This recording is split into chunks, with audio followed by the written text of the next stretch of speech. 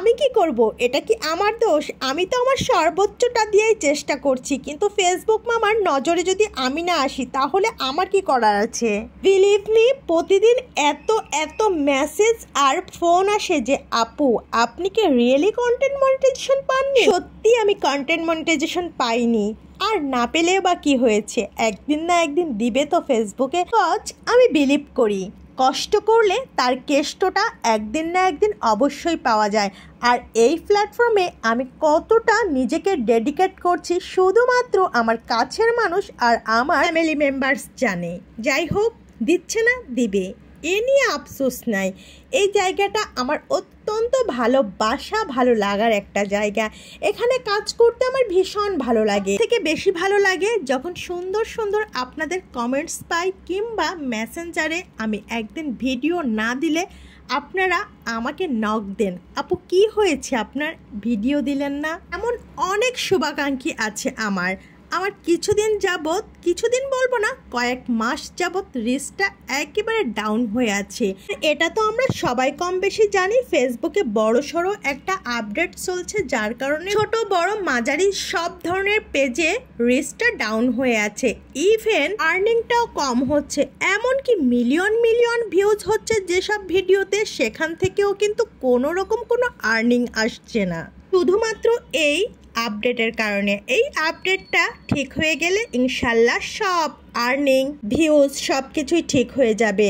ও, আপনাদের সাথে তো কুশল বিনিময় করা হলো। হ্যালো এভরিওয়ান, যে বা যারা দেশ বা দেশের বাইরে যেখান থেকে আমার এই ভিডিওটা পার্টিসিপেট করেছেন সবাইকে ওয়েলকাম ওয়েলকাম ওয়েলকাম। আজকে আপনাদের না, সরি, আমাদের জন্য রান্না করছি চিকেন আর বুটের ডাল।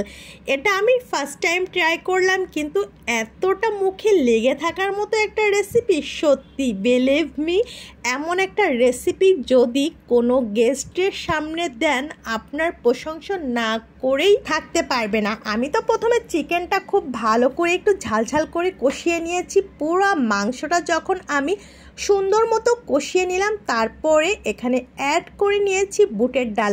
আর এই ডালটা আমি সারা রাত ভিজিয়ে রেখে সকালবেলা রান্না করলাম, তাতে করে ডালটা কিন্তু ভালো মতোই সফট হয়ে গেছিল।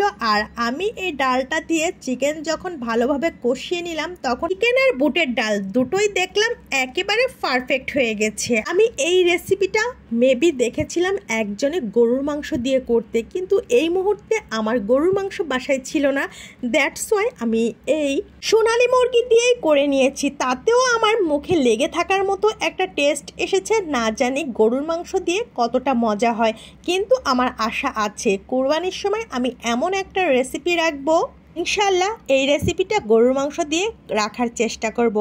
আমার যেসব শুভাকাঙ্ক্ষীরা আছেন প্রতিনিয়ত আমাকে নিয়ে টেনশন চিন্তা করেন যে আমি এতটা কষ্ট করার পরও কন্টেন্ট মনিটাইজেশনটা এখনও কেন পাচ্ছি না, তাদেরকে বলবো চিন্তা করবেন না, আল্লাহ উত্তম পরিকল্পনাকারী, নিশ্চয়ই ভালো কিছু রেখেছে, এর জন্য হয়তোবা দেরি হচ্ছে। যাই হোক, দোয়া রাখবেন আমার জন্য, আর আপনাদের জন্য দোয়া রইল। কথা বলতে বলতে আজকের মতো বিদায় নিয়ে নিলাম। সাথে থাকার জন্য ধন্যবাদ। আসসালামু আলাইকুম।